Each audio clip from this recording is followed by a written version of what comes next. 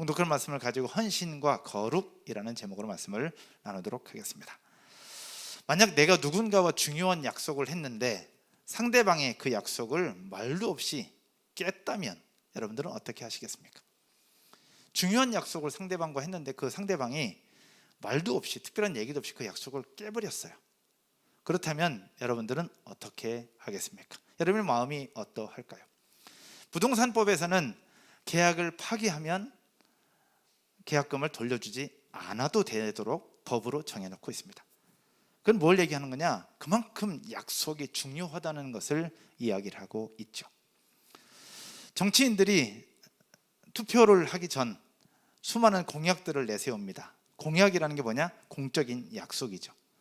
근데 많은 정치인들이 막상 당선이 되고 나면 국민들과 했던 공약은 어디론가 사라져버리고 자신의 명예와 자신들의 어떤 생존, 자신들의 어떤 일자리 보존을 위해서만 열을 올리는 경우들을 많이 보게 됩니다.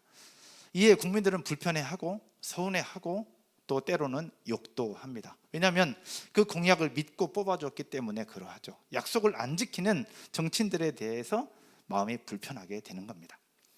오늘 여러분들과 함께 나눌 말씀은 헌신에 대한 말씀입니다. 근데 헌신에 대한 말씀, 오늘 본문을 구체적으로 살펴보면 헌신인데, 헌신을 조금 더 자세하게 살펴보면 서원에 대한 이야기입니다. 서원이라는 단어는 영어로 VOW, 보, 즉 서원은 약속이라는 의미예요. 누구하고 한 약속이냐? 하나님께 드리는 약속이에요. 그래서 서원이라는 뜻은 어떻게 표현할 수 있느냐? 내가 뭐뭐뭐뭐 하겠다라고 하나님 앞에 선언하고 고백하는 약속을 서원이라고 이야기합니다. 혹시 여러분 서원했다, 또 누가 서원하는 것을 들었다, 서원과 관련된 에피소드들을 혹시 가지고 계십니까? 오늘 아침에 식사하면서 우리 노현명 전사님에게 여쭤봤어요. 그랬더니 현명 전사님도 가지고 있더라고. 저에게도 이런 서원에 대한 아픈 추억이 있습니다. 초등학교 6학년 때 시골 교회에서 부흥회를 하는데, 부흥회 마지막 날 저녁 집회였습니다.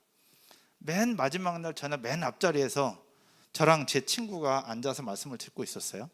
근데 강사 목사님께서 한참 말씀을 전하시면서 너희 둘 목사해, 아멘 하면서 저는 얼떨결에 목사를 하기로 소원을 했습니다. 저의 의지 없었습니다.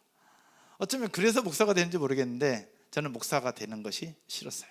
저는 원래 기계를 좋아해요. 그래서 기계공학도가 되고 싶어서 그렇게 가려고 준비하던 중에 사도행전 8장 말씀을 보면서 하나님의 부르심을 받았고 그렇게 저는 목회자가 되었습니다.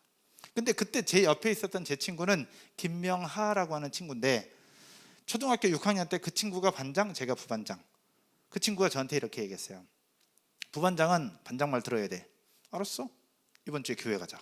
그래서 저를 교회로 인도했던 친구가 김명하라는 친구인데, 저랑 같이 서원함을 당했는데 저는 목회자가 되고 그 친구는 사업가가 되어 있어요. 지금 연락이 끊겨서 뭐 하고 있는지 모르겠지만 하여튼 저는 목사가 되었습니다. 오늘 본문은 홀리 시리즈 세 번째로 헌신과 거룩이에요. 헌신은 다른 표현으로 서원이라는 표현인데, 하여튼 헌신도 그렇고 서원도 그렇고 중요한 단어입니다. 그리고 중요한 어떤 종교적인 용어이기도 해요. 그런데 한편으로 보면 조금 부담스럽습니다. 헌신도 부담스럽고 서원도 부담스러워요. 뭐 좋게 표현해서 하나님과 약속이라고 보는데 하나님과 약속도 조금 부담스럽습니다. 그러나 부담스럽지만 우리 인생을 살고 또 신앙생활 하다 보면 한두 번쯤 생각해 볼 문제이고, 또 이것 때문에 평생을 신앙생활 하면서 무거운 짐을 가지고 계시는 분들도 있다고 저는 생각이 들어요. 그래서 오늘 말씀을 준비하면서 몰랐던 분들은 깨닫게 되고, 또 혹시라도 무거운 짐을 가지고 있는 분들은 오늘 예배를 드리고 말씀을 들으면서 자유함을 얻게 되기를 주님의 이름으로 축원드립니다. 오늘 헌신과 거룩이라는 주제를 가지고 말씀을 나눌 때에 첫 번째, 같이 한번 따라서 하겠습니다. 하나님은 우리의 능력과 형편에 맞는 헌신을 요구한다. 하나님은 우리에게 헌신을 요구해요. 근데 어떤 헌신을 요구하느냐? 우리의 능력과 형편에 맞는 헌신을 요구하신다는 것을 우리는 기억해야 합니다. 성경을 보면 사람을 서원제물로 드린 경우들이 몇 번 나와요. 좋은 예가 있고 안 좋은 예가 있는데, 좋은 예는 여러분 사무엘 아시죠? 사무엘의 어머니 한나가 아이가 생기지 않을 때 하나님 앞에 눈물로 기도해요. 그러면서 하나님이 아이를 주시면, 아들을 주시면 이 아이를 하나님 앞에 드리겠습니다 라고 서원을 합니다. 그리고 하나님은 그 기도를 들으시고 그에게 아들을 주세요. 한나는 하나님과 약속한 대로, 서원한 대로 그 아들을 하나님 앞에 드리고 사무엘을 하나님의 사람으로 세우고 하나님께 내어드립니다. 좋은 예죠. 근데 좋지 않은 예가 또 하나 있어요. 구약시대의 사사기에서 입다라는 사사가 있습니다. 근데 입다라는 사사가 전쟁을 앞두고 하나님, 전쟁에서 승리케 된다면 승리하고 돌아온 후에 자기를 제일 먼저 맞이하는 사람을 제물로 드리겠습니다 라고 하나님 앞에 서원을 드려요. 약속을 하죠. 하나님이 그 전쟁에서 승리케 해주셨습니다. 그리고 승전보를 가지고 궁으로 돌아올 때 그를 제일 먼저 맞이했던 사람은 바로 입다의 사랑하는 딸이었습니다. 웃을 수도 없고 울 수도 없고, 서원했던 것을 취소할 수도 없고 안 할 수도 없습니다. 결국 입다는 눈물로 자신의 딸을 번제물로 드리게 되죠. 이런 과정들을 우리가 생각을 해볼 수 있는데, 오늘 본문 1절에서 8절까지의 내용을 보면 사람을 서원제물로 드리는 규례에 대한 이야기예요. 사람을 서원제물로 드리는, 물질을 드리는 게 아니라 사람을 드리는 규례를 이야기합니다. 근데 성경을 잘 살펴보면 하나님은 사람을 서원제물로 받은 적이 없어요. 사람을 서원제물로 받은 적이 없어. 근데 오늘 성경은 사람을 서원제물로 드리는 규례를 얘기를 하고 있다는 말이죠. 그래서 잘 살펴보면 이러합니다. 하나님은 그 사람을 받은 것이 아니라, 따라서 해볼까요? 사람의 값을 정해서 그 값으로 서원을 받으셨다. 그러니까 사람의 값을 정해서 그 값으로 우리의 고백을 받으시고 우리의 서원을 받으셨음을 볼 수 있어요. 그것을 속전이라고 얘기를 해요. 속전. 그러면 이 서원자가 내야 될 속전 금액의 산정 기준은 뭘 보고 값을 정할 수 있느냐? 여러분, 뭘 보고 값을 정할 수 있을까요? 이 사람은 얼마, 이 사람은 얼마, 뭘 보고 정할 수 있을까? 오늘 성경에서 그 답을 주고 있더라고요. 3절과 4절 한번 볼까요? 3절과 4절 한번 보겠습니다. 3절. 네가 정한 값은 20살로부터 60살까지는 남자면 성소의 세겔로 몇 세겔? 남자면 성소의 세겔로 은 50세겔, 50세겔. 20살부터 60살까지. 여기 있는 남자분들 다 20살과 60살 그 사이에 있잖아요. 그렇죠? 우리 시원이 빼고 다 20살과 60살 사이에 있으니까 여기 있는 모든 남자들은 은 50세겔의 값을 하고 있습니다. 옆에 분들 한번 인사하죠. 당신은 은 50세겔짜리입니다. 이렇게. 은 50세겔. 은 50세겔. 여러분, 그때 당시 은 50세겔이면 돈이 얼마인지 모르겠어요. 근데 제가 이스라엘에 있을 때 한 달 일을 하면, 발런티어들에게 한 달 일을 하면 400세켈을 줬어요. 400세켈이 우리나라 돈으로 한 달에 10만 원이에요. 그러면 100세켈이면 얼마일까요? 25,000원. 50세켈이면 12,500원. 옆에 분들 한번 인사할까요? 당신은 12,500원짜리입니다. 이렇게. 남자 20살부터 60살 사이에는 12,500원짜리 남자라는 거예요. 근데 남편들을 보면서 너무 좋아할 거 없어요? 그 옆에 4절 한번 볼까요? 4절에 여자면 그 값을 몇 세켈로 하라? 30세켈. 30세켈이면 얼마일까요? 50세켈이 12,500원이고 30세켈이면 한 8,000원? 한 9,000원 정도 될까요? 그냥 넉넉히 잡아서 10,000원. 옆에 분들은 자매님들한테 당신은 10,000원이야 이렇게. 그러니까 이때 당시에는 그 사람의 값을 정해서 그 값으로 하나님 앞에 드리도록 했어요. 근데 왜 남자는 얼마, 여자는 얼마, 아이는 얼마, 몇 살부터 몇 살까지는 얼마 이렇게 정했을까? 그 기준은 바로 노동력이에요. 노동력. 그러니까 노동력이 어떠하냐에 따라서 그 값을 정했다는 얘기죠. 요즘에는 컴퓨터도 있고 활용 능력도 있고 막 그래서 남자건 여자건 상관이 없어요. 오히려 여자분들의 능력이 더 많은 경우도 굉장히 많습니다. 근데 이때 당시는 노동력 하면 대부분이 뭐 힘쓰는 거였어요. 그러니까 여자보다 남자들이 힘을 더 잘 쓸 수 있으니까 남자들이 더 비쌌던 거예요. 노동력입니다. 그러니까 노동력을 보고 값을 정했어요. 그것을 보면서 하나님이 재물을 받으시고 하나님이 속전을 받으시는 판정 기준은 무엇을 얘기하고 있느냐? 노동력이지 그 사람의 빈부나 그 사람의 신분으로 판단한 것이 아니라는 것을 알 수 있어요. 그 사람이 가난하냐 부자냐에 따라서 결정한 거 아니고, 그 사람의 신분이 어떠냐에 따라 결정하는 것이 아니라 그 사람이 얼마나 일할 수 있느냐, 그 사람의 노동력에 따라서 값을 정했다는 것을 볼 수 있어요. 근데 노동력은 있지만 너무 가난해서 그것조차 낼 수 없는 상황이 있을 수 있어요. 그래서 8절에 보면 뭘 얘기하고 있느냐, 그 제사장은 그 사람의 형편대로 값을 정할지니라 라고 얘기를 하고 있어요. 형편대로는 바로 뭘 얘기하느냐, 그 사람의 능력에 맞게 값을 정하라 라는 것이에요. 이것을 정리해 보면 이렇습니다. 하나님은 우리의 능력에 맞게 헌신하라는 것을 우리에게 보여주고 있습니다. 하나님은 우리의 능력 밖에 있는 것을 요구하는 분이 아닙니다. 여러분 아멘이십니까? 우리 능력 밖에 있는 것을 요구하는 분이 아니에요. 단지 우리의 형편에 맞게 최선을 다해서 섬기길 원하고 최선을 다해서 헌신하길 원하는 거예요. 왜냐하면 하나님은 사람의 중심을 보시는 분이기 때문에 그러합니다. 여러분 잘 아는 말씀 사무엘상 16장 7절 말씀 함께 보시죠. 여러분이 한번 같이 읽겠습니다. 다 같이요. 여호와께서 사무엘에게 이르시되 그의 용모와 키를 보지 말라. 내가 이미 그를 버렸노라. 내가 보는 것은 사람과 같지 아니하니 사람은 외모를 보거니와 나 여호와는 무엇을 보느니라? 중심을 보느니라 하시더라. 아멘. 하나님은 외모나 환경이나 다른 걸 보는 것이 아니라 그 사람의 중심을 본다는 거예요. 근데 이 사실을 알고 있음에도 불구하고 헌신자가 자기의 분수를 모르고 지나치게 드리거나 지나치게 헌신하는 것 때문에 문제를 유발한다면 그것은 하나님의 뜻을 알지 못하는 위선적인 허세라고 볼 수 있습니다. 분수에 넘치게 헌신하거나 내 형편과 맞지 않도록 과하게 헌신하는 것은 위선적인 허세라고 성경은 분명히 이야기를 하고 있습니다. 얼마 전에 일본 전 총리가 피격당했죠. 그 피의자가 누구였어요? 어떤 청년이었습니다. 근데 피의자는 원한을 품고 있었어요. 왜 원한이냐? 어머니가 특정 종교 단체에 과하게 기부를 하고 과하게 헌금을 하면서 우리 집안이 망하게 되었다. 근데 그 피격당했던 전 총리가 그 특정 종교 단체와 친밀한 관계가 되어져 있고 그렇기 때문에 그 종교 단체와 연결된 그 사람을 피격했다라고 이야기를 하고 있는 거예요. 우리가 알지 못한 또 다른 내막이 있겠죠. 그러나 전 여기에서 그 어머니가 어떤 모습으로 드렸는지 모르겠지만 가족들과 상의되지 않은 채 가족들에게 또 다른 어려움을 이야기할 만큼 과하게 드렸다면 이것은 문제라는 얘기죠. 우리 형편과 맞지 않고 우리의 능력과 맞지 않게 과하게 드렸다고 한다면 그것은 위선적인 허세라고 볼 수 있는 거예요.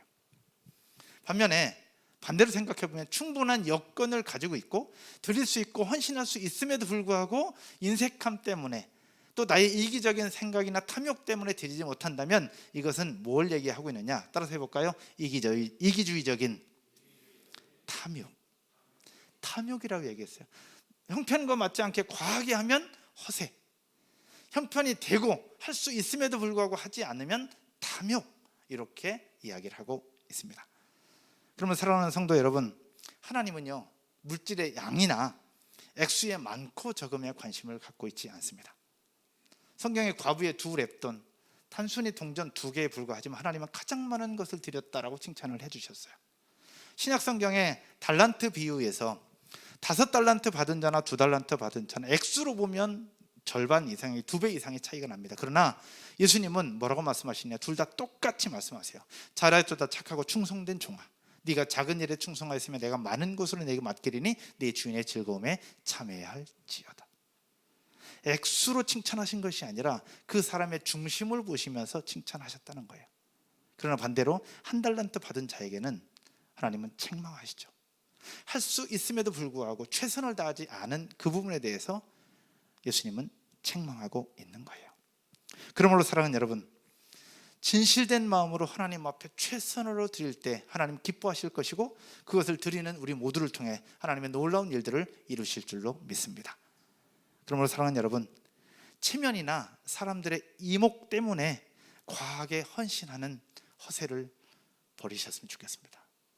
당연히 우리 교회는 그런 분들이 없겠지만 혹여나 그런 마음이 든다면 그런 위선적인 허세를 버리십시오. 또 반대로 할 수 있음에도 불구하고 나의 욕망이나 나의 이기적인 생각, 나의 탐욕 때문에 하나님 앞에 인색하게 드리거나 인색하게 헌신하는 그런 탐욕적인 부분들도 버리시기를 주님의 이름으로 축복합니다. 우리의 형편에 맞게, 우리 능력에 맞게 할 수 있는 선에서 최선의 모습으로 하나님 앞에 드리고 또 나아가고 하나님 앞에 예배하는 저와 여러분 모두가 되기를 주님의 이름으로 축원드립니다. 그것이 하나님이 기뻐하시는 거예요. 그럼 두 번째, 헌신과 거룩이라는 부분에서 두 번째는 무엇을 얘기하느냐? 따라서 한번 할까요? 하나님께 약속한 것은 반드시 지켜야 한다. 하나님께 약속한 것은 반드시 지켜야 합니다. 간혹 성도님들이 이야기를 해요. 목사님, 제가 복권이 당첨되면요 교회 건물 구입해 가지고요 아이들 예배할 수 있는 예배 공간으로 제가 드리고 싶어요. 할렐루야. 이거 복권 사라고 해야 돼요? 말라고 해야 돼요? 사라고 해야 돼요? 사라고 해야 돼? 말라고 해야 돼? 전 근데 그 이야기를 들으면 제가 행복해요. 너무 행복하고 너무 고마워요. 왜? 그 집사님의 마음 중심을 제가 알겠거든요. 하나님을 향한 마음도 알겠고 교회를 향한 마음도 제가 알겠어요. 그래서 얘기 들으면 너무 행복해요. 근데 아직까지 그런 분이 없네. 좀 생겼으면 좋겠다라는 생각도 합니다. 또 어떤 분들은 간혹 이렇게 얘기합니다. 저 이번 시험에 합격하면 저 이렇게 교사로 하고 싶어요. 저 이렇게 되면 저 헌신하고 싶어요. 저 이런 새로운 직장 가고 새로운 프로젝트 되면 제 11조 꼭 드릴게요. 저 이제 예배 절대 안 늦을게요. 그러면서 크고 작은 약속들을 되게 많이 합니다. 근데 그런 약속을 하고 그런 고백을 들으면 저는 목사로서 행복하고 감사하고 더 많이 막 축복해 주고 싶어요. 실제 그렇게 기도합니다. 근데 화장실 들어갈 때 다르고 나올 때 다른 것처럼 그렇게 이야기할 때와 실제로 그 일이 이루어졌을 때 반응이 달라요. 어떤 분들은 약속한 대로 헌신하고 섬기고 선교사님들을 돕고 개척교회를 돕고 작은 교회를 돕고 또 몸으로 마음으로 뛰고 있는 분들이 있어요. 그러나 그렇지 않은 분들도 있다라는 얘기죠.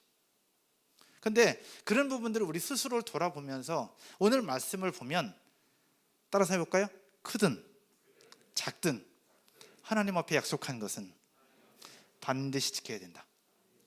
크든 작든 하나님 앞에 약속한 것은 반드시 지켜야 되는 것을 오늘 성경은 우리에게 보여주고 있습니다. 민수기 30장 2절의 말씀을 한번 볼까요? 오늘 서원에 대한 부분들을 이야기를 하면서 민수기 30장 2절 말씀 여러분이 한번 읽겠습니다. 같이요. 시작. 사람이 여호와께 서원하였거나 결심하고 서약하였으면 깨뜨리지 말고 그가 입으로 말한 대로 다 이행할 것이니라. 아멘. 하나님 앞에 서원하였거나 서약하였다면 깨뜨리지 말고 다 이행할 것이라고 분명하게 말씀을 하고 있어요. 또 한번 볼까요? 신명기 23장 21절. 신명기 23장 21절. 네 하나님 여호와께 서원하거든 갚기를 뭐 하지 말라. 더디하지 말라. 네 하나님 여호와께서 반드시 그것을 내게 요구하시리니 더디면 그것이 내게 뭐가 될 것이라? 죄가 될 것이라. 서원하였거나 약속하였다면 반드시 갚으라고 성경은 이야기를 하고 있어요. 근데 아까 얘기했던 것처럼 잘못된 서원이나 생각지 못하게 너무 과하게 그냥 욱하는 마음으로 아니면 또 허세로 잘못된 서원을 하거나 서약을 했을 경우는 어떻게 할 것이냐? 어떻게 해야 될까요? 그건 잠시 후에 나누도록 하겠습니다. 근데 중요한 것은 하나님 앞에 약속한 것에 대해서는 반드시 지켜야 되는 것이 하나님의 명령이었고 하나님의 말씀이었어요. 이 말씀을 묵상하고 설교를 준비하면서 저하고 우리 교회가 잘한 것이 하나 있더라고. 저희 교회가 개척되면서 동산교회로부터 지원금을 받았어요. 갚아야 되는 지원금. 근데 지난 7년 가까이 되면서 저희가 갚지 않고 있었거든요. 왜냐하면 형편상 그러지도 못했을 뿐더러 우리가 그거 한 달에 얼마씩 갚는다고 또 목돈 갚는다고 어마어마한 교회에서 그게 무슨 표시가 나겠나. 안 갚아도 모르겠지. 갚지 말까? 그런 생각도 들기도 했어요, 솔직하게.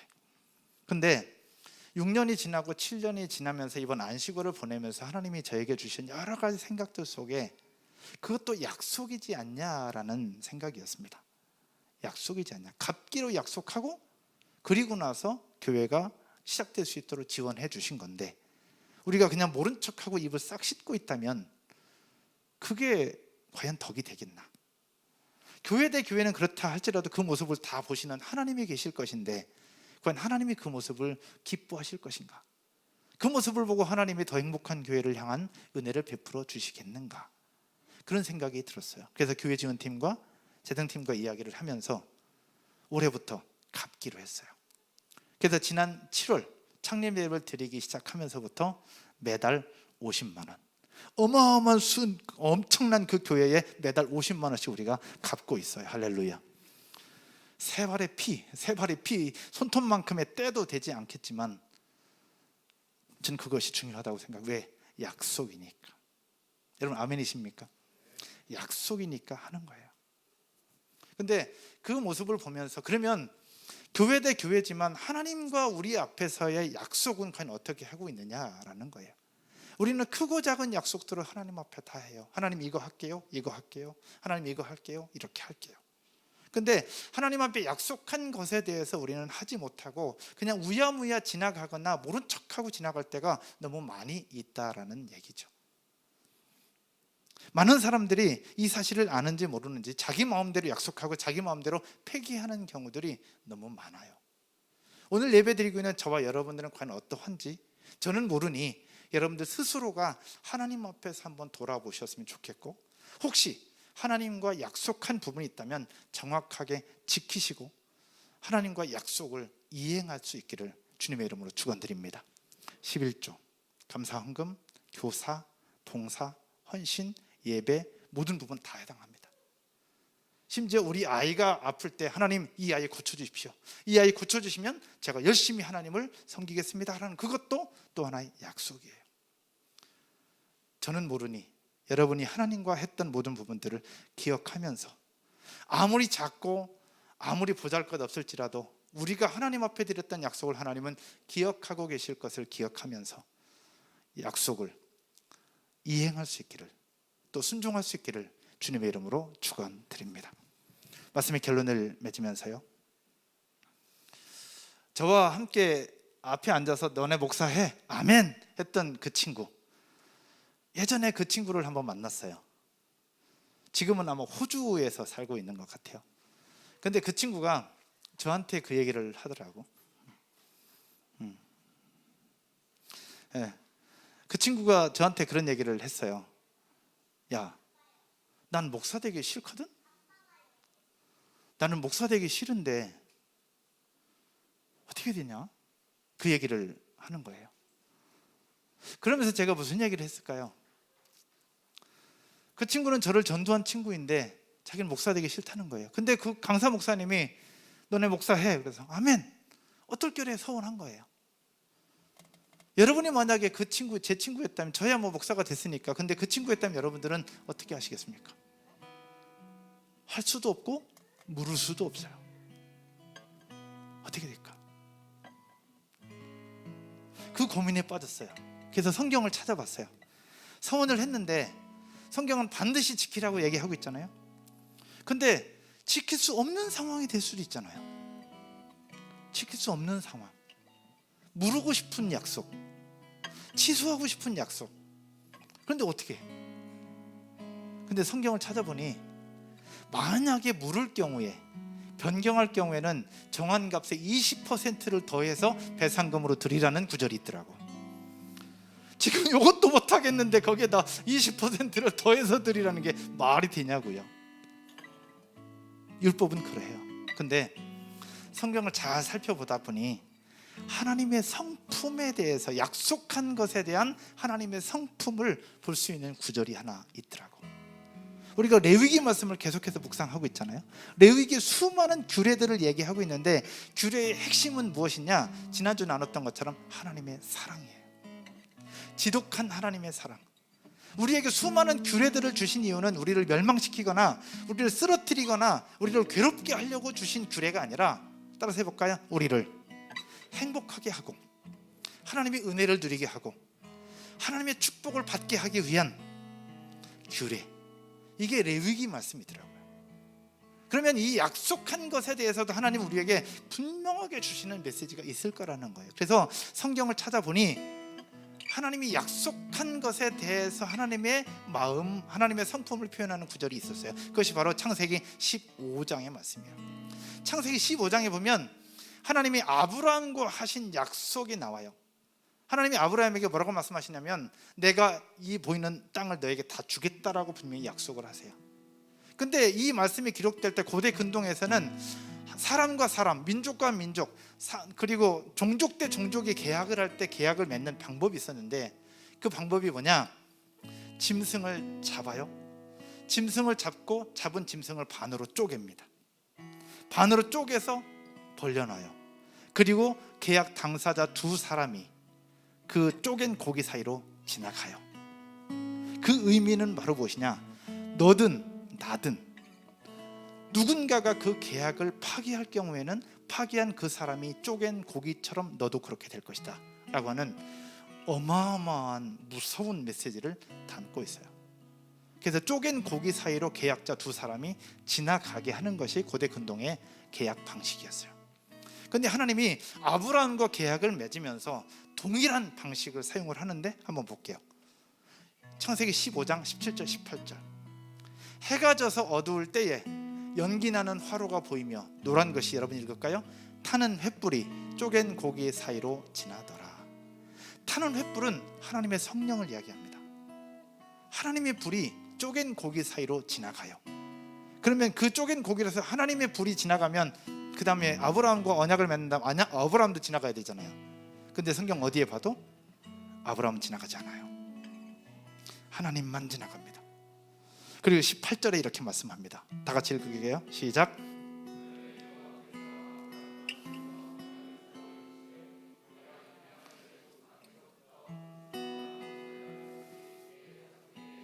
아멘. 쪼갠 고기 사이로 하나님이 지나가요. 아브라함은 지나가지 않아. 그런데 하나님은 그날에 약속하십니다.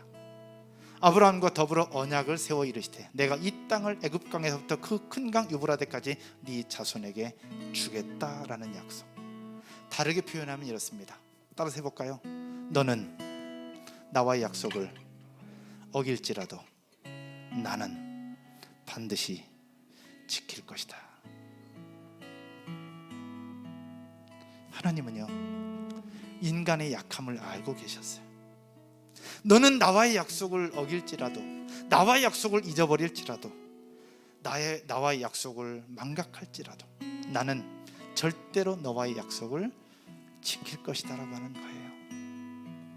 그러면 우리가 하나님 앞에서 잘못된 서원이나 잘못된 약속을 했을 경우에는 어떻게 될 것이냐? 여러분, 자녀를 키울 때 잘못했을 때 뭐라고 해요? 잘못을 시인하도록 하죠. 잘못하면 회개하도록 하죠. 이거예요. 우리가 하나님 앞에 잘못된 서원을 했거나 잘못된 약속을 했거나 그랬을 때 하나님 앞에 진정성 있는 사과, 하나님 앞에 익스큐즈 해야 되는 부분이 있어야 될 줄로 믿습니다. 하나님 앞에 익스큐즈 해야죠. 죄송합니다. 잘못했노라고, 제가 실수했노라고, 과했노라고, 그러나 입술의 고백을 넘어 여러분의 진정성 있는 사과가 있어야 됩니다. 몸으로 드리든 마음으로 드리든 물질로 거기에 맞게 드리든 뭐 하든 하나님은 우리와의 약속을 기억하시고 지금도 본인은 지키고 행하시는 줄로 믿으시기를 주님의 이름 축원드립니다. 그러나 우리는 그 사실을 알면서도 인간적인 연약함 때문에 지키지 못할 때가 많아요. 그럴 때 우리가 할 수 있는 방법, 만일 우리가 우리 죄를 자백하면 저는 미쁘시고 의로우사 우리 죄를 사하시며 모든 불의에서 우리를 깨끗하게 하실 것이요 우리 죄를 자백하라고 말씀하고 있어요. 하나님 앞에 지키지 못한 약속에 대해서 사죄하는 거예요. 하나님 앞에 서원하지 못한 것, 서원한 것에 대해서 하나님 앞에 사죄하는 거예요. 진정성 있는 사과, 하나님 앞에 진심 어린 고백, 이것이 있어야 되는 거예요. 우여무여 지나갈 것이 아니라 정말 하나님 앞에 솔직한 고백을 가지고, 진실된 고백을 가지고 하나님 앞에 한 걸음 한 걸음 나아갈 때에 하나님은 놀랍도록 부어주실 것이고 지금도 우리를 지키신다고 말씀하시는 하나님의 약속을 이행하고 계실 것을 믿기를 주님의 이름으로 축원드립니다. 아멘이시죠? 자리에서 한번 일어나셔서 같이 찬양